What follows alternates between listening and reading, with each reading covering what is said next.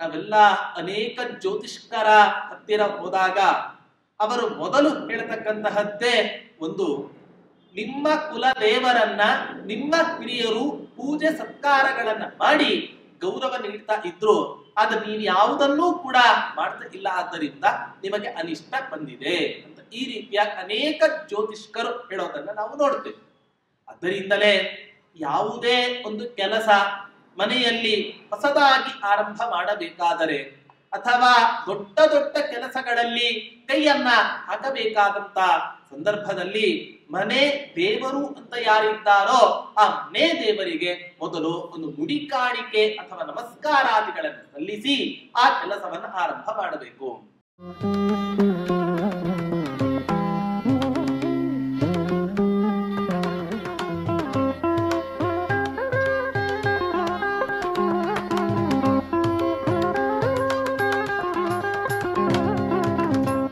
पूज्याय राघवेन्द्राय सत्यधर्मरताय च भजतां कल्पवृक्षाय नमतां कामधेनवे दुर्वादिध्वान्तरवये वैष्णवेन्दीवरेन्दवे श्री राघवेन्द्र गुरवे नमो अत्यंत दयालवे. ಶ್ರೀ ಗುರುಭ್ಯೋ ನಮಃ ಹರಿ ಓಂ. ಹೀಗೆ 5ನೇ ಸರ್ಗದಲ್ಲಿ ಆ ವೆಂಕಟನಾಥರ ವಿವಾಹ ಮಹೋತ್ಸವವನ್ನ ನಮ್ಮ ಕಣ್ಣ ಮುಂದೆ ಕಟ್ಟುವಂತೆ ಅತ್ಯಂತ ವಿಶದವಾಗಿ ವಿಸ್ತಾರವಾಗಿ ಆ ಕವಿಗಳು ನಿರೂಪಣೆಯನ್ನ ಮಾಡಿದರು. ಈ ಮುಂದಿನ ಸರ್ಗದಲ್ಲಿ ಆ ವೆಂಕಟನಾಥರು ಮದುವೆ ಆದ ಮೇಲೆ ಯಾವ ಪ್ರದೇಶಕ್ಕೆ ಹೋಗ್ತಾರೆ, ಯಾರನ್ನ ಕಾಣ್ತಾರೆ, ಆ ಪ್ರದೇಶ ಹೇಗಿತ್ತು ಅನ್ನೋದನ್ನ, ಇವೇ ಮೊದಲಾದಂಥ ವಿಷಯಗಳನ್ನ ಈ 6ನೇ ಸರ್ಗದಲ್ಲಿ ಕವಿಗಳು ನಮಗೆ ನಿರೂಪಣೆಯನ್ನ ಮಾಡಿ ತೋರಿಸ್ತಾರೆ.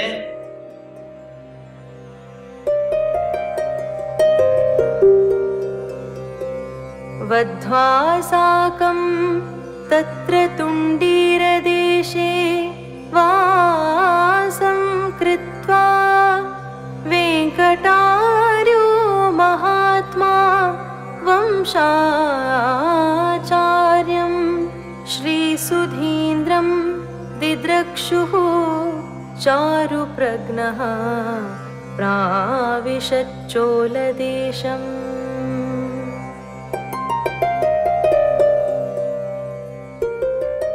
ತುಂಡೀರದೇಶೇ ಚಾರುಪ್ರಜ್ಞಃ.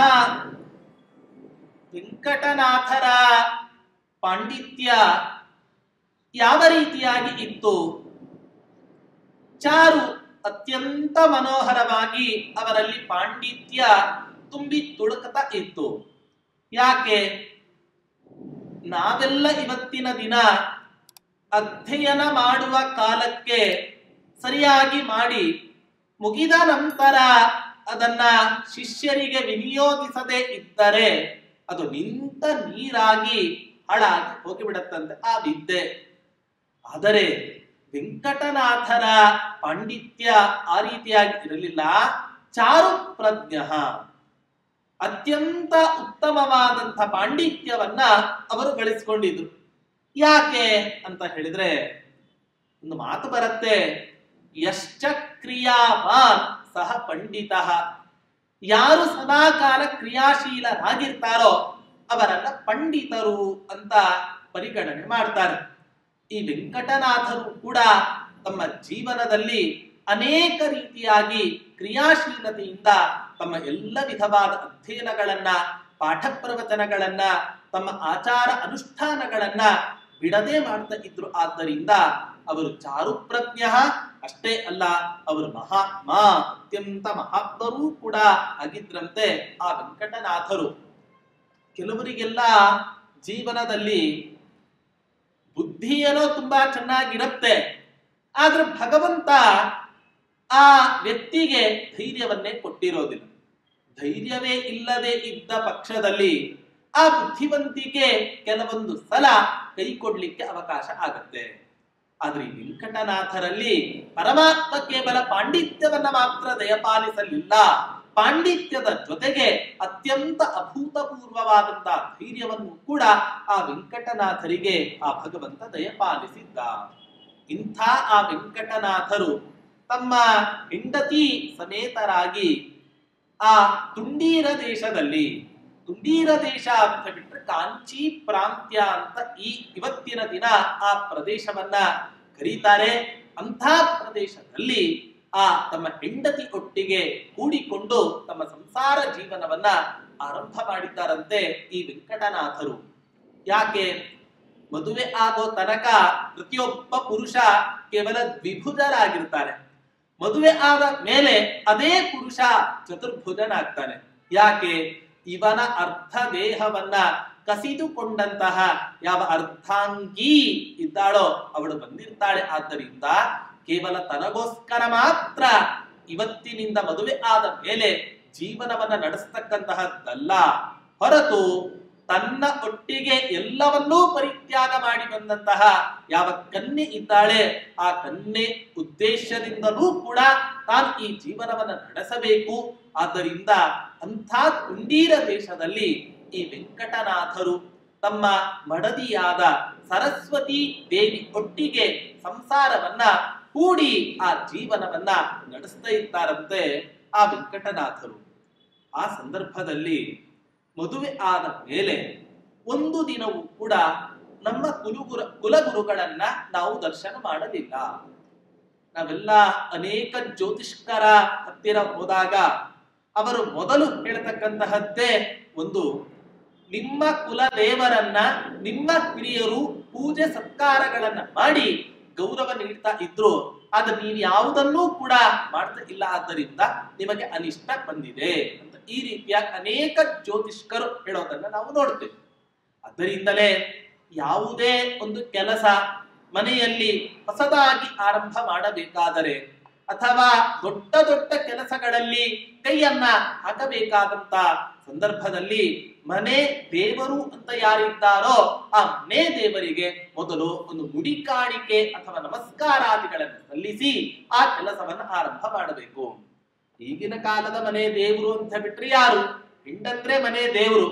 ಆದ್ರೆ ಏನೇ ಕೆಲಸ ಮಾಡಬೇಕಾದ್ರೂ ಕೂಡ ದೇವರ ವರ ಕೊಟ್ಟರು ಕೂಡ ಪೂಜಾರಿ ವರ ಕೊಡೋದಿಲ್ಲ ಅನ್ನುವಂತಹ ಮಾತಿನಂತೆ ಆ ಭಗವಂತ ಏನೋ ನಮಗೆ ಸತ್ಕರ್ಮಗಳನ್ನ ಮಾಡ್ಲಿಕ್ಕೆ ನಮಗೆ ಪ್ರೇರಣೆ ಕೊಡ್ತಾನೆ. ಆದರೆ ಅದು ನಮ್ಮ ಮನೆ ದೇವರಾದಂತ ಹೆಂಡಂದಿರುಗಳೇ ಎಷ್ಟೊಂದು ಬಾರಿ ನಮ್ಮ ಸ್ವಂತ ಕೆಲಸಗಳಲ್ಲಿ ನಮಗೆ ಅವಕಾಶವನ್ನ ಕೊಡದೇ ಇರೋದನ್ನ ಪ್ರತಿಯೊಬ್ಬ ಪುರುಷನು ಕೂಡ ಮದುವೆ ಆದ ಮೇಲೆ ಅವನ ಅನುಭವಿಸ್ತಾನೆ. ಅದರಂತೆ ಆ ವೆಂಕಟನಾಥರು ಆ ತುಂಡೀರ ದೇಶದಲ್ಲಿ ವಾಸವನ್ನ ಮಾಡ್ತಾ ಇದ್ದಾಗ ಹೇಗೆ ಕುಲ ದೇವರ ದರ್ಶನವನ್ನ ಮಾಡಿ ಕುಲದೇವತೆಯ ಅನುಗ್ರಹಕ್ಕೆ ಪಾತ್ರರಾಗಬೇಕೋ ಅದೇ ರೀತಿ ಕುಲಗುರುಗಳ ದರ್ಶನವನ್ನೂ ಮಾಡಿ ಅವರ ಅನುಗ್ರಹಕ್ಕೂ ಕೂಡ ನಾವು ವಿಶೇಷವಾಗಿ ಪಾತ್ರರಾಗಬೇಕು. ಕುಲಗುರುಗಳು ಯಾರಾಗಿದ್ರು ಆ ವೆಂಕಟನಾಥರಿಗೆ ಅಂತ ಹೇಳಿದ್ರೆ ಸುಧೀಂದ್ರ ತೀರ್ಥರು.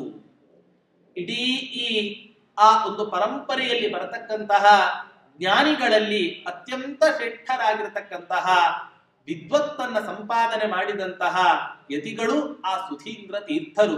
ರಾಯರ ಗುರುಗಳು ರಾಯರಿಗೆ ಮುಂದೆ ಸನ್ಯಾಸಾಶ್ರಮವನ್ನ ಕೊಡಲಿಕ್ಕೆ ಆ ವೆಂಕಟನಾಥರಿಗೆ ಅತ್ಯಂತ ಸ್ಫೂರ್ತಿದಾಯಕವಾದಂತಹ ಮಾತುಗಳನ್ನು ಹೇಳಿ ಒಪ್ಪಿಸಿದಂತಹ ಮಹನೀಯರೇ ಈ ಸುಧೀಂದ್ರ ತೀರ್ಥರು.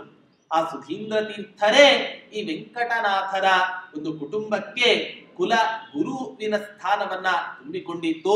ಅಂಥ ಕುಲಗುರುಗಳಾದಂತಹ ಯಾವ ಸುಧೀಂದ್ರ ತೀರ್ಥರು ಇದ್ದಾರೆ ಆ ಸುಧೀಂದ್ರ ತೀರ್ಥರ ದರ್ಶನವನ್ನ ಮಾಡ್ಲಿಕ್ಕೆ ಅವರು ಏನ್ ಮಾಡಿದ್ರು ಅಂದ್ರೆ ಆ ವೆಂಕಟನಾಥರು ಹೆಂಡತಿ ಸಮೇತರಾಗಿ ಅವರ ದರ್ಶನವನ್ನ ಮಾಡ್ಲಿಕ್ಕೆ ಹೊರಟಿದ್ದಾರೆ. ಯಾಕೆಂದ್ರೆ ಭಗವಂತ ನಮಗೆ ಜೀವನದಲ್ಲಿ ಅನುಗ್ರಹವನ್ನ ಮಾಡ್ತಾನೋ ಇಲ್ಲವೋ ಗೊತ್ತಿಲ್ಲ, ಆದರೆ ಗುರುವಿನ ಅನುಗ್ರಹವನ್ನಂತೂ ನಾವು ಜೀವನದಲ್ಲಿ ಸಂಪಾದನೆ ಮಾಡಲೇಬೇಕು.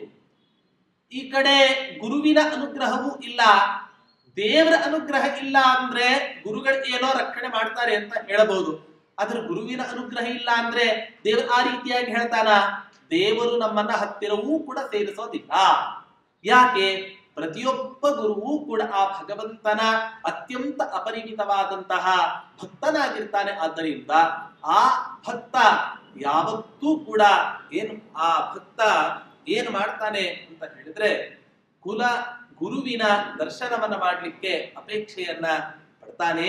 ಈ ಕಾರಣದಿಂದ ಆ ವೆಂಕಟನಾಥರು ತಮ್ಮ ಮಡದಿ ಸಮೇತರಾಗಿ ಕುಲ ಗುರುಗಳಾದಂತಹ ಯಾವ ಶ್ರೀ ಸುಧೀಂದ್ರ ತೀರ್ಥರು ಇದ್ದಾರೆ, ಆ ಸುಧೀಂದ್ರ ತೀರ್ಥರ ದರ್ಶನಕ್ಕೆ ಅವರು ಪ್ರಯಾಣವನ್ನ ಬೆಳೆಸ್ತಾ ಇದ್ದಾರೆ ಅನ್ನೋದನ್ನ ನಿರೂಪಣೆಯನ್ನು ಮಾಡ್ತಾ ಇದ್ದಾರೆ. ಹೀಗೆ ನಿರೂಪಣೆಯನ್ನ ಮಾಡ್ತಾ ಎಲ್ಲಿ ಇದ್ರು ಆ ಸುಧೀಂದ್ರ ತೀರ್ಥರು ಅಂದ್ರೆ ಚೋಲ ಅನ್ನೋ ಹೆಸರಿನ ಒಂದು ದೇಶ, ಆ ಚೋಲ ದೇಶದಲ್ಲಿ ಇರ್ತಕ್ಕಂಥ ಸುಧೀಂದ್ರ ತೀರ್ಥರನ್ನ ಕಾಣ್ಲಿಕ್ಕೆ ಹೋಗ್ತಾರೆ. ಆ ಚೋಲ ದೇಶದ ವೈಭವ ಹೇಗಿತ್ತು ಅನ್ನೋದನ್ನ ಕವಿಗಳು ವರ್ಣನೆ ಮಾಡ್ತಾ ಇದ್ದಾರೆ.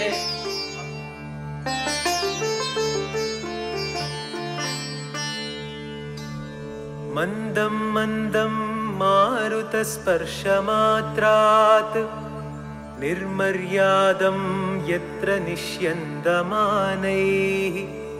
ಮಾಕಂದಾನಾಂ ಮಾರ್ಗಭೂಮಧ್ಯಗಾನಾಂ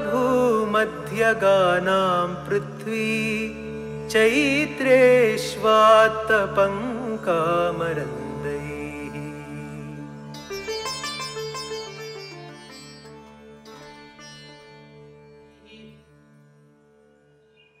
ಆ ಚೋಲ ದೇಶದಲ್ಲಿ, ಇಡೀ ಚೋಲ ದೇಶ ಅತ್ಯಂತ ಸಸ್ಯ ಸಂಪದ್ಭರಿತವಾದಂತ ಒಂದು ದೇಶ ಆಗಿತ್ತಂತೆ ಆಗಿನ ಕಾಲದಲ್ಲಿ. ಹೇಗಿತ್ತು? ಮಾರ್ಗದ ಎರಡೂ ಬದಿಯಲ್ಲಿಯೂ ಕೂಡ ಆ ಮಾವಿನ ಮರಗಳು ಪೂರ್ಣವಾಗಿ ಆ ಮಾರ್ಗದ ಎರಡೂ ಬದಿಯಲ್ಲಿ ಇದ್ದವು. ಅಂಥ ಆ ದೊಡ್ಡ ದೊಡ್ಡ ಮಾವಿನ ಮರಗಳು ವಸಂತಕಾಲೇ ಸಂಪ್ರಾಪ್ತೆ, ಯಾವಾಗ ವಸಂತ ಋತು ಬರುತ್ತೋ ಆಗ ಪ್ರತಿಯೊಂದು ಮಾವಿನ ವೃಕ್ಷದಲ್ಲಿಯೂ ಕೂಡ ಮಾವಿನ ಹಣ್ಣುಗಳನ್ನ ಬಿಡೋದನ್ನ ನೀವು ನೋಡ್ತಾನೆ ಇದ್ದೇವೆ. ಅದರಂತೆ ಆ ಮಕರಂದ ಆ ಚೈತ್ರ ಮಾಸದಲ್ಲಿ, ಋತುವಿನಲ್ಲಿ ಚೈತ್ರ ಮಾಸದಲ್ಲಿ ಆ ಚೋಲ ದೇಶದ ಒಂದು ಯಾವ ಪ್ರದೇಶ ಇದೆ, ಆ ಪ್ರದೇಶ ಸದಾ ಕಾಲ ಆಚೆ ಈಚೆ ಮಾವಿನ ವೃಕ್ಷಗಳು, ಅದರಲ್ಲಿ ಅಮೃತದ ರಸವನ್ನೇ ತುಂಬಿಕೊಂಡಂತಹ ಮಾವಿನ ಹಣ್ಣುಗಳು ಇದ್ದವು. ಅಂತ ಹಣ್ಣುಗಳಿಂದ ಆ ದಾರಿಯಲ್ಲಿ ಅನೇಕ ವಿಧವಾದಂತಹ ರಸದ ಉತ್ಪತ್ತಿ ಉಂಟಾಗಿತ್ತಂತೆ ಆ ಸಂದರ್ಭದಲ್ಲಿ. ಆದರೆ ವಾಸ್ತವಿಕವಾಗಿ ವಸಂತ ಋತುವಿನಲ್ಲಿ ವೈಶಾಖ ಮಾಸದ ಬಿಸಿಲು ಅತ್ಯಂತ ಪ್ರಸಿದ್ಧವಾದಂತ ಬಿಸಿಲು. ಆ ಬಿಸಿಲಿನಲ್ಲಿ ಎಲ್ಲ ನೆಲ ಒಣಗಿದರೂ ಕೂಡ ಈ ಮಾರ್ಗದಲ್ಲಿ ಮಾತ್ರ ಅಮೃತದ ರಸವನ್ನ ಸುರಿಸಿರುವ ಕಾರಣದಿಂದಲೋ ಏನೋ ಅನ್ನುವಂತೆ ಆ ಇಡೀ ಮಾರ್ಗ ಹಚ್ಚು ಹಸಿರಿನಿಂದ ಅತ್ಯಂತ ಆರ್ದ್ರವಾಗಿ ಒತ್ತೆಯಾಗಿ ಆ ಪ್ರದೇಶ ಕಾಣ್ತಾ ಇತ್ತಂತೆ. ಆ ಸಂದರ್ಭದಲ್ಲಿ ಪೃಥ್ವಿ ಚೈತ್ರೇಶು ಆತ್ಮಪಂಕ, ಯಾವತ್ತಾದ್ರೂ ಕೂಡ ವೈಶಾಖ ಮಾಸದಲ್ಲಿ ಭೂಮಂಡಲದಲ್ಲಿ ಕೆಸರು ಬಿತ್ತಿದ್ದನ್ನ ನಾವು ನೋಡಿದ್ದೇವಾ? ಕೆಸರು ಗದ್ದೆಗಳು ಆಗಿದ್ದನ್ನ ನಾವು ನೋಡ್ತೇವಾ?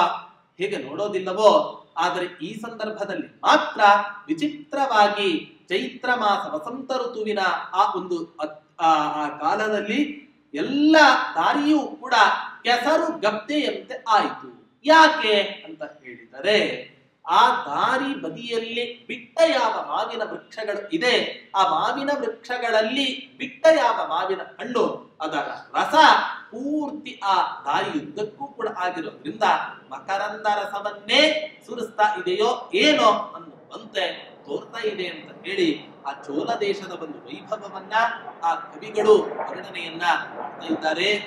ಹೀಗೆ ವರ್ಣನೆಯನ್ನ ಮಾಡ್ತಾ ಇನ್ನೂ ಅನೇಕ ಶ್ಲೋಕಗಳಿಂದ ಆ ಚೋಲ ದೇಶದ ಒಂದು ಮಹಿಮೆಯನ್ನ ಆ ಕವಿಗಳು ವರ್ಣನೆ ಮಾಡ್ತಾರೆ.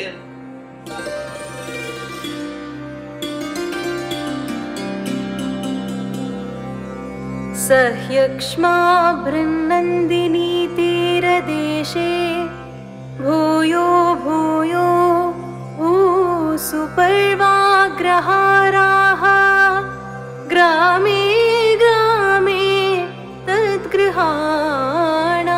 सहस्रं गेहे गेहे पंडिता एव सर्वे।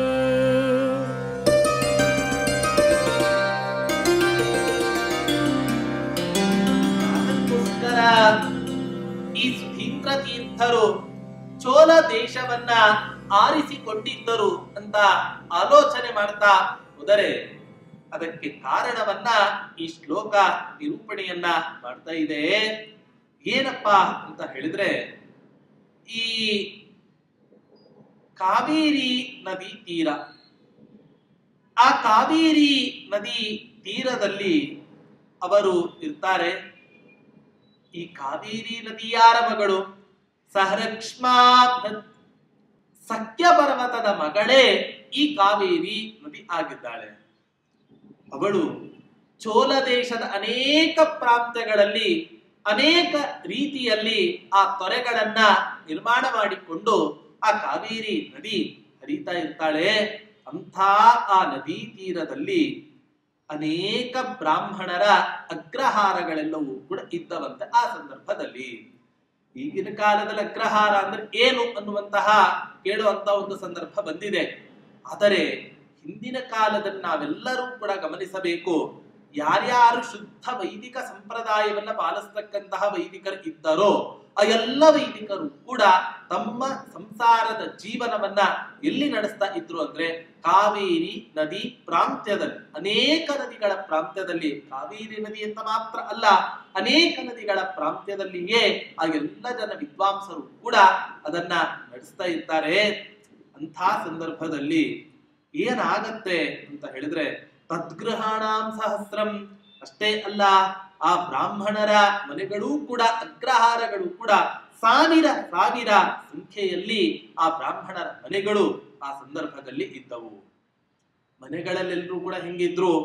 ಗೇಹೇ ಗೇಹೇ ಪಂಡಿತ ಏವ ಸರ್ವೇ. ಈಗಿನ ಕಾಲದಲ್ಲಿ ವಿದ್ವಾಂಸರು ಯಾರು, ಪಂಡಿತರು ಯಾರು ಅನ್ನೋದನ್ನ ನಾವೆಲ್ಲರೂ ಕೂಡ ಹುಡುಕಿಕೊಂಡು ಹೋಗಬೇಕಾಗಿದೆ. ಆದರೆ ಏನಾಗಿತ್ತು ಅಂತ ಹೇಳಿದ್ರೆ, ಆ ಚೋಳ ದೇಶದ ಅರಮನೆ ಹೇಗಿತ್ತು, ದೇಶದಲ್ಲಿ ಹೇಗಿತ್ತು? ಗೇಹೇ ಗೇಹೇ ಪಂಡಿತ ಏವ ಸರ್ವೇ.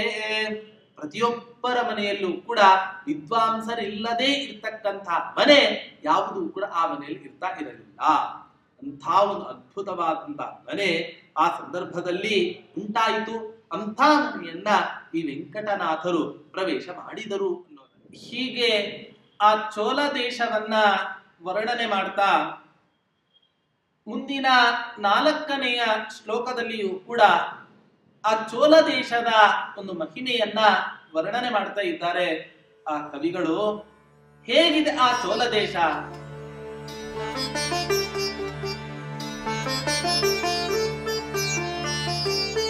ಗ್ರಾಮೇ ಗ್ರಾಮೇಧ್ಯಾಪಕ ಜಾತಮಾತ್ರಾ ಗೇಹೇ ಗೇಹೇ ಸರ್ವಶಾಸ್ತ್ರಾಗಮಾನಾಂ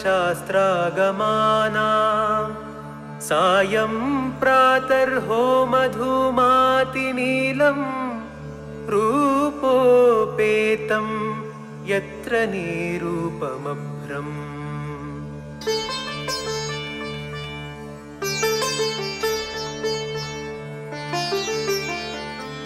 ಹೇಗಿತ್ತು ಆ ಚೋಳ ದೇಶ ಅಂದರೆ, ಗ್ರಾಮೇ ಗ್ರಾಮೇ, ಪ್ರತಿಯೊಂದು ಗ್ರಾಮದಲ್ಲಿಯೂ ಕೂಡ ಚೋಳ ದೇಶದ ಯಾವ ಪ್ರತಿಯೊಂದು ಗ್ರಾಮ ಇದೆ ಆ ಪ್ರತಿಯೊಂದು ಗ್ರಾಮದಲ್ಲಿಯೂ ಕೂಡ ಅಷ್ಟೇ ಅಲ್ಲ, ಪ್ರತಿಯೊಂದು ಗ್ರಾಮ ಪ್ರತಿಯೊಂದು ಮನೆ, ಆ ಗ್ರಾಮದಲ್ಲಿ ಇರುವಂತಹ ಯಾವ ಪ್ರತಿಯೊಂದು ಮನೆ ಇದೆ ಆ ಎಲ್ಲ ಪ್ರತಿಯೊಂದು ಮನೆಗಳಲ್ಲಿ ಎಲ್ಲ ಗ್ರಾಮಗಳಲ್ಲಿ ಹೇಗಿದ್ರು ಜನಗಳು ಅಂತ ಹೇಳಿದ್ರೆ, ಜಾತ ಮಾತ್ರಾಹ ಸರ್ವಶಾಸ್ತ್ರಾಗಮಾನ ಅಧ್ಯಾಪಕ ಅಂತ ಹೇಳ್ತಾ ಇದ್ರು. ಹುಟ್ಟಿದ ಕ್ಷಣದಿಂದಲೇ ಅವರಿಗೆ ಸ್ವಭಾವದಿಂದಲೇ ಅಧ್ಯಾಪಕತ್ವ ಅನ್ನುವಂತಹ ಗುಣ ಅವರಲ್ಲಿ ಹುಟ್ಟಿನ ರಕ್ತದಿಂದಲೇ ಅವರಿಗೆ ಬಂದು ಬಿಡ್ತಾ ಇತ್ತು. ಯಾವ ಯಾವ ವಿಷಯಗಳನ್ನ ಅಧ್ಯಾಪನ ಮಾಡ್ತಾ ಇದ್ರು, ಆ ಗ್ರಾಮದಲ್ಲಿ ಆ ದೇಶದಲ್ಲಿ ಇರ್ತಕ್ಕಂತಹ ಆ ಮನೆಗಳಲ್ಲಿ ಇರ್ತಕ್ಕಂತಹ ವಿದ್ವಾಂಸರು ಯಾವ ಯಾವ ಶಾಸ್ತ್ರಗಳ ಪಾಠಗಳನ್ನ ಮಾಡ್ತಾ ಇದ್ರು ಅಂತ ಹೇಳಿದ್ರೆ ಸರ್ವಶಾಸ್ತ್ರಾಗಮಾನ. ಇಂಥ ಶಾಸ್ತ್ರ ಅಂತ ಇಲ್ಲ, ಸಕಲ ಸಚ್ಚಾಸ್ತ್ರಗಳನ್ನೂ ಕೂಡ ಉಪದೇಶ ಮಾಡುವಂತಹ ವಿದ್ವಾಂಸರು ನಮಗೆ ಜಗತ್ತಿನಲ್ಲಿ ಸಿಗಬೇಕು ಅಂತಿದ್ದರೆ ಚೋಳ ದೇಶಕ್ಕೆ ಹೋದ್ರೆ ನಮಗೆ ಸಿಗ್ತಾ ಇತ್ತಂತೆ ಆ ಗ್ರಾಮದಲ್ಲಿ. ಅದಕ್ಕೋಸ್ಕರವೇ ಹಿಂದಿನ ಕಾಲದಲ್ಲಿ ದಕ್ಷಿಣ ಭಾರತದ ವಿದ್ಯಾಕಾಶಿ ಅಂತ ಕರೆಸಿಕೊಳ್ತಾ ಇತ್ತು. ಯಾವುದು ಅಂದ್ರೆ ಈ ಚೋಳ ದೇಶ. ಇಂಥ ಆ ಚೋಳ ದೇಶದಲ್ಲಿ ಸಕಲ ಸಚ್ಚಾಸ್ತ್ರಗಳನ್ನು ಕೂಡ ನಾವೆಲ್ಲ ಇವತ್ತಿನ ದಿನ ಸಚ್ಚಾಸ್ತ್ರಗಳನ್ನ ಉಪದೇಶ ಮಾಡತಕ್ಕಂತ ಅಧ್ಯಾಪಕರು ಅಥವಾ ವಿದ್ವಾಂಸರು ಎಲ್ಲಿದ್ದಾರೆ ಅನ್ನೋದನ್ನ ನಾವೆಲ್ಲ ಹುಡುಕಿಕೊಂಡು ಹೋಗಬೇಕಾದಂತಹ ಪರಿಸ್ಥಿತಿ ಇವತ್ತಿನ ದಿನ ನಮ್ಮ ಈ ಭರತ ಖಂಡದಲ್ಲಿ ಉತ್ಪತ್ತಿ ಆಗಿದೆ. ಇದೊಂದು ನಮ್ಮ ಒಂದು ದೊಡ್ಡ ದುರ್ದೈವವೇ ಸರಿ. ಆದರೆ ಆಗಿನ ಕಾಲದಲ್ಲಿ ದುಷ್ಟರು ಎಲ್ಲಿದ್ದಾರೆ ಅನ್ನೋದನ್ನ ಹುಡುಕಿಕೊಂಡು ಹೋಗಬೇಕಾಗಿತ್ತು, ಹೊರತು ವಿದ್ವಾಂಸರನ್ನ ಹುಡುಕಿಕೊಂಡು ಹೋಗ್ತಕ್ಕಂತಹ ಸಂದರ್ಭವೇ ಬರ್ತಾ ಇದೆ. ಯಾಕೆ? ಪ್ರತಿಯೊಂದು ಮನೆಯಲ್ಲಿ ಪ್ರತಿಯೊಬ್ಬರೂ ಕೂಡ ಹುಟ್ಟಿದವರೆಲ್ಲರೂ ಕೂಡ ವಿದ್ವಾಂಸರೇ ಆಗಿರ್ತಾ ಇದ್ರು ಅಂತ ಹೇಳಿದ್ರೆ ಅವರು ಸಚ್ಚಾಸ್ತ್ರಗಳನ್ನ ಅಧ್ಯಯನ ಮಾಡಿದ್ರು ಅನ್ನೋದನ್ನ ಹೇಳಬೇಕೆ? ಅಷ್ಟೇ ಅಲ್ಲ, ಹೇಳುತ್ತೆ ಸಾಯಂ ಪ್ರಾತಃ ಹೋಮಧೂಮಾತಿ ನೀಲಂ. ವಸ್ತುತಃ ನೈಯಾಯಿಕರು ಆಕಾಶವನ್ನ ನಿರೂಪಣೆ ಮಾಡಬೇಕಾದ್ರೆ ಆಕಾಶದಲ್ಲಿ ಶಬ್ದ ಎಂಬ ಗುಣವನ್ನ ಹೊರತುಪಡಿಸಿ ಬೇರೆ ಯಾವ ಗುಣವೂ ಕೂಡ ಆಕಾಶದಲ್ಲಿ ಇಲ್ಲ ಅನ್ನೋದನ್ನು ವರ್ಣನೆ ಮಾಡ್ತಾರೆ. ಅದಕ್ಕೋಸ್ಕರವೇ ಆಕಾಶ ಅಂದರೆ ಅವಕಾಶ. ಈ ಅವಕಾಶ ಇರುವ ಕಾರಣದಿಂದಲೇ ಆಕಾಶದಲ್ಲಿ ನಾವು ಶಬ್ದಗಳ ಉಚ್ಚಾರಣೆಯನ್ನ ಮಾಡಿದಾಗ ಅದು ನಮಗೆ ಕೇಳಿಸ್ಲಿಕ್ಕೆ ಸಾಧ್ಯ ಆಗುತ್ತೆ. ಆದ್ರೆ ಆಕಾಶದಲ್ಲಿ ರೂಪ ಉಂಟೆ, ರೂಪ ಇಲ್ಲ ಅಂತ ಈ ರೀತಿಯಾಗಿ ನಿರೂಪಣೆಯನ್ನು ಮಾಡ್ತಾರೆ. ಆದ್ರೆ ಕವಿಗಳು ಇಲ್ಲಿ ವರ್ಣನೆಯನ್ನು ಮಾಡ್ತಾರೆ, ರೂಪೋಪೇತಂ ಯತ್ರ ನೀರೂಪಮಭ್ರಂ. ಯಾವ ಬಣ್ಣವೂ ಇಲ್ಲದೆ ಇರ್ತಕ್ಕಂಥ ಆಕಾಶ ಅದು ಚೋಳ ದೇಶದಲ್ಲಿ ಮಾತ್ರ ಅತ್ಯಂತ ಬಣ್ಣದಿಂದ ಕೂಡಿತ್ತು. ಯಾವ ಬಣ್ಣ ಅಂತ ಹೇಳಿದ್ರೆ ಅದಕ್ಕೋಸ್ಕರ ಹೇಳ್ತಾ ಇದ್ದಾರೆ, ಸಾಯಂ ಪ್ರಾತಃ ಹೋಮ ಧೂಮಾತಿ ನೀಲಂ. ಬೆಳಿಗ್ಗೆ ಸಾಯಂಕಾಲ ಎರಡೂ ಹೊತ್ತು ಕೂಡ ಆ ಗ್ರಾಮದಲ್ಲಿ ಇರತಕ್ಕಂತಹ ಪ್ರತಿಯೊಬ್ಬ ವಿದ್ವಾಂಸರು ಕೂಡ ತಮ್ಮ ತಮ್ಮ ಆಶ್ರಮಕ್ಕೆ ತಕ್ಕಂತೆ ಅಗ್ನಿ ಸಂಬಂಧಿಯಾದಂತಹ ಕೆಲಸಗಳನ್ನ ಮಾಡ್ತಾ ಇದ್ದರು. ಯಾವ್ದ್ಯಾವುದು? ಬ್ರಹ್ಮಚಾರಿಗಳಾದರೆ ಅಗ್ನಿ ಕಾರ್ಯ, ಅದೇ ಗೃಹಸ್ಥನಾದರೆ ಔಪಾಸನ ಮೊದಲಾದಂತ ಆ ಒಂದು ವಿಧಿಯನ್ನ, ಸನ್ಯಾಸಿಗಳಿಗೆ ಹಾಗಾದ್ರೆ ಅಗ್ನಿ ಕಾರ್ಯ ಸ್ಥಾನದಲ್ಲಿ ಔಪಾಸನ ಸ್ಥಾನದಲ್ಲಿ ಯಾವುದು ಅಂತ ಹೇಳಿದ್ರೆ ಸನ್ಯಾಸಿಗಳಿಗೆ ಅಗ್ನಿ ಕಾರ್ಯ ಸ್ಥಾನದಲ್ಲಿ ಅಗ್ನಿಯ ಸ್ಥಾನದಲ್ಲಿ ಇರತಕ್ಕಂಥ ಮುಖ್ಯವಾದ ಕೆಲಸ ಅಂತ ಬಿಟ್ರೆ ಪಾಠ ಪ್ರವಚನಗಳೇ ಅಗ್ನಿ ಕಾರ್ಯ. ಅದರಿಂದ ಒಬ್ಬ ಬ್ರಹ್ಮಚಾರಿ, ಒಬ್ಬ ಗೃಹಸ್ಥ ಒಂದು ದಿನ ಆ ತನ್ನ ಉಪಾಸನೆಯನ್ನ ಬಿಟ್ಟರೂ ಕೂಡ ತೊಂದರೆ ಇಲ್ಲ, ತುಂಬಾ ಅನಾನುಕೂಲವಾದಂತಹ ಸಂದರ್ಭದಲ್ಲಿ. ಆದ್ರೆ ಸನ್ಯಾಸಿ ಮಾತ್ರ ಯಾವತ್ತೂ ಕೂಡ ತನ್ನ ಅಗ್ನಿ ಸದೃಶವಾದ ಪಾಠ ಪ್ರವಚನಗಳು ಏನಿದೆ ಆ ಪಾಠ ಪ್ರವಚನಗಳನ್ನು ಮಾತ್ರ ಯಾವತ್ತೂ ಕೂಡ ಬಿಡಬಾರದು ಅನ್ನೋದನ್ನ ಶಾಸ್ತ್ರ ನಿರೂಪಣೆ ಮಾಡುತ್ತೆ. ಹೀಗೆ ಪ್ರಾತಃ ಕಾಲದಲ್ಲಿ ಸಾಯಂಕಾಲದಲ್ಲಿ ಆ ಪ್ರದೇಶದಲ್ಲಿ ಇರ್ತಕ್ಕಂಥ ಬ್ರಹ್ಮಚಾರಿಗಳು ಹಾಗೆ ಗೃಹಸ್ಥರು ಮಾಡತಕ್ಕಂಥ ಔಪಾಸನ ಎಂಬ ಅಗ್ನಿ ಸಂಬಂಧಿಯಾದಂತಹ ಕಾರ್ಯ, ಈ ಎಲ್ಲ ಕೆಲಸ ಅಷ್ಟೇ ಅಲ್ಲ, ಪ್ರತಿಯೊಬ್ಬರೂ ಕೂಡ ಭಗವಂತನ ಪ್ರೀತಿಯ ಒಂದೇ ಒಂದು ಮುಖ್ಯವಾದ ಉದ್ದೇಶ. ನಾವೆಲ್ಲ ಹೋಮ ಮಾಡ್ತೇವೆ, ಹೋಮ ಮಾಡಬೇಕು ಅಂದ್ರೆ ನಮಗೆ ಅರಿಷ್ಟ ಇದೆ ಅನ್ನೋದಕ್ಕೋಸ್ಕರವೇ ನಾವು ಹೋಮ ಮಾಡಿಸ್ತೇವೆ, ಹೊರತು ಅನಿಷ್ಟ ಇಲ್ಲದೆ ಯಾರೂ ಕೂಡ ಇವತ್ತಿನ ದಿನ ಹೋಮವನ್ನು ಮಾಡಿಸೋದಿಲ್ಲ. ಆದರೆ ಆ ಚೋಳ ದೇಶದಲ್ಲಿ ಇರತಕ್ಕಂತ ಜನ ಯಾವ ಉದ್ದೇಶದಿಂದ ಹೋಮವನ್ನ ಮಾಡ್ತಾ ಇದ್ದರು ಅಂತ ಹೇಳಿದರೆ ಮುಖ್ಯವಾಗಿ ಭಗವಂತನ ಪ್ರೀತಿ. ಆ ಭಗವತ್ ಪ್ರೀತಿಯೇ ಮುಖ್ಯವಾಗಿ ಒಂದು ಸಾಧನೆ, ಒಂದು ಉದ್ದೇಶವಾಗಿ ಇಟ್ಟುಕೊಂಡು ಆ ಚೋಳ ದೇಶದಲ್ಲಿ ಇರ್ತಕ್ಕಂಥ ಸಕಲ ಸದ್ಭಕ್ತರು, ಸಕಲ ಬ್ರಾಹ್ಮಣರು ಕೂಡ ಆ ಅಗ್ನಿ ಸಂಬಂಧಿಯಾದ ಅನೇಕ ಹೋಮಗಳನ್ನು ಮಾಡಿ ಆಕಾಶದಲ್ಲಿ ಕಪ್ಪಾದ ಬಣ್ಣವನ್ನ ತಂದಿಟ್ಟಿದ್ದಾರೋ ಏನೋ ಅಂತ ಅನಿಸ್ತಾ ಇದೆ. ನಾವೆಲ್ಲ ದೇವಸ್ಥಾನಗಳಿಗೆ ಹೋದರೆ, ದೇವಸ್ಥಾನದ ಒಳಗೆ ಇರ್ತಕ್ಕಂಥ ಯಾಗಶಾಲೆಗೆ ಹೋದರೆ ಆಗ ನಮಗೆ ಗೊತ್ತಾಗತ್ತೆ. ಅದಕ್ಕೇನ್ ಕಪ್ಪು ಬಣ್ಣವನ್ನು ಏನೂ ಕೂಡ ಬಡ್ದಿರೋದಿಲ್ಲ. ಆದರೂ ಕೂಡ ಆ ಗೋಡೆಗಳ ಭಾಗ, ಆ ಯಾಗಶಾಲೆ ಸಂಪೂರ್ಣವಾಗಿ ನಮಗೆ ಯಾವ ರೀತಿ ಕಾಣಿಸುತ್ತೆ ಅಂತ ಹೇಳ್ಬಿಟ್ರೆ ಕಪ್ಪಾದ ಬಣ್ಣದಿಂದ ಕೂಡಿದ್ದಾಗಿ ನಮಗೆ ಕಾಣಿಸುತ್ತೆ. ಯಾಕೆ ಅಂತ ಹೇಳಿದ್ರೆ, ಹೋಮಗಳನ್ನ ಮಾಡಿ ಧೂಮ ಸೃಷ್ಟಿ ಆಗಿ ಆ ಧೂಮದ ಒಂದು ಬಣ್ಣದ ಪ್ರಭಾವದಿಂದ, ಧೂಮದ ಒಂದು ಪ್ರಭಾವದಿಂದ ಆ ಯಾಗಶಾಲೆ ಮೊದಲಾದಂತಹ ಸ್ಥಳಗಳು ಯಾವ ರೀತಿ ಕಪ್ಪಾದ ಬಣ್ಣವನ್ನ ಹೊಂದಿರ್ತಾವೋ ಅದೇ ರೀತಿಯಾಗಿ ಆಕಾಶವೂ ಕೂಡ ಆ ಚೋಳ ದೇಶದ ಬ್ರಾಹ್ಮಣರ ಈ ಅಗ್ನಿ ಸಂಬಂಧಿ ಕಾರ್ಯಗಳಿಂದ ಕಪ್ಪು ಬಣ್ಣವನ್ನ ಧರಿಸಿದೆಯೋ ಏನೋ ಅನ್ನುವಂತೆ ಇದೆ ಅನ್ನೋದನ್ನ ಕವಿಗಳು ಇಲ್ಲಿ ವರ್ಣನೆಯನ್ನ ಮಾಡ್ತಾ ಇದ್ದಾರೆ. ಅಷ್ಟೇ ಅಲ್ಲ, ಮುಂದಿನ ಶ್ಲೋಕದಲ್ಲಿ ಆ ಚೋಳ ದೇಶದ ಒಂದು ಸಂಪತ್ತನ್ನ ವರ್ಣನೆ ಮಾಡ್ತಾರೆ. ಹೇಗಿತ್ತು ಆ ಚೋಳ ದೇಶದ ಒಂದು ಸಂಪತ್ತು ಅನ್ನೋದನ್ನ ಅಂದ್ರೆ,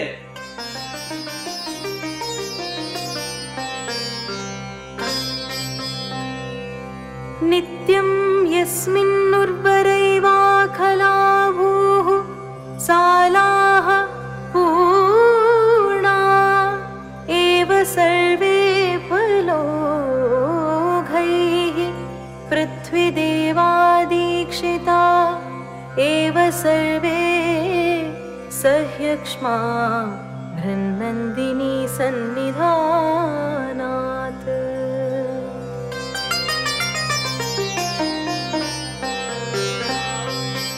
ಇಡೀ ಚೋಳ ದೇಶ ಅತ್ಯಂತ ಸಸ್ಯ ಸಂಪತ್ತಿನಿಂದ ಕೂಡಿತ್ತು.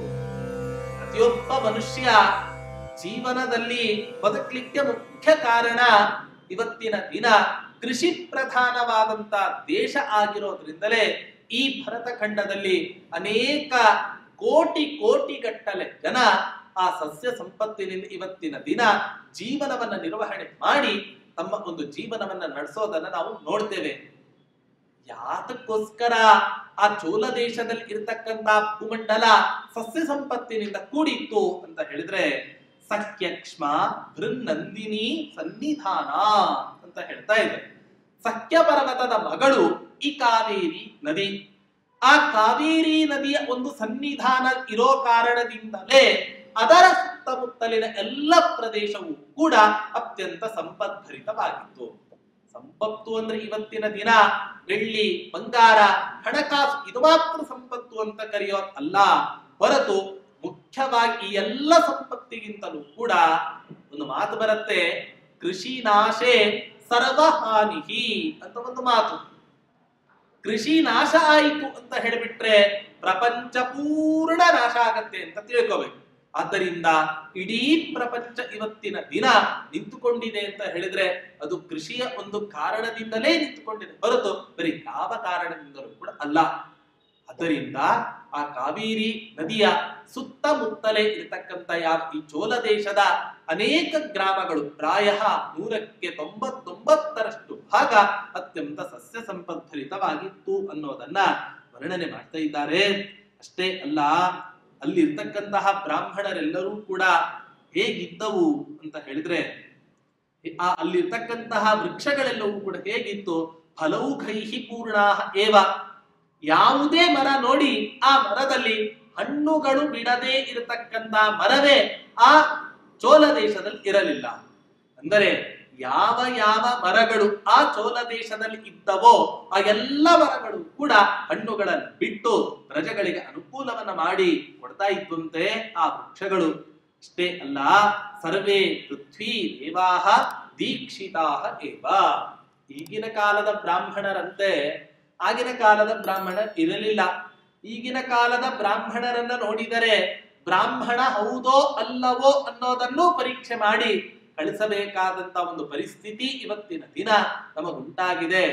ಆದರೆ ಆ ಚೋಳ ದೇಶದಲ್ಲಿ ಇರ್ತಕ್ಕಂಥ ಪ್ರತಿಯೊಬ್ಬ ಬ್ರಾಹ್ಮಣನು ಕೂಡ ಹೇಗಿದ್ದ, ತನ್ನ ಸ್ವಕರ್ಮಾನುಷ್ಠಾನವನ್ನು ಮಾಡ್ತಾ ತಮಗೆ ಬೇಕಾದಂತ ಅಗ್ನಿಯ ಉಪಾಸನೆಯನ್ನು ಮಾಡ್ತಾ ಅನೇಕ ತರಹದ ಯಜ್ಞ ಯಾಗಾದಿಗಳಲ್ಲಿ ದೀಕ್ಷಿತರಾಗಿ ಅತ್ಯಂತ ಉತ್ತಮವಾದ ಸಂಸ್ಕಾರವನ್ನ ಪಡೆದುಕೊಂಡಂಥವರಾಗಿದ್ರು ಅಲ್ಲಿರ್ತಕ್ಕಂಥ ಬ್ರಾಹ್ಮಣರು. ಇಂಥ ಆ ಚೋಳ ದೇಶಕ್ಕೆ ಆ ವೆಂಕಟನಾಥರು ತಮ್ಮ ಗುರುಗಳ ದರ್ಶನವನ್ನ ಮಾಡೋದಕ್ಕೋಸ್ಕರ ಆಗಮಿಸ್ತಾ ಇದ್ದಾರೆ ಅನ್ನೋದನ್ನ ಕವಿಗಳು ವರ್ಣನೆಯನ್ನ ಮಾಡ್ತಾ ಇದ್ದಾರೆ.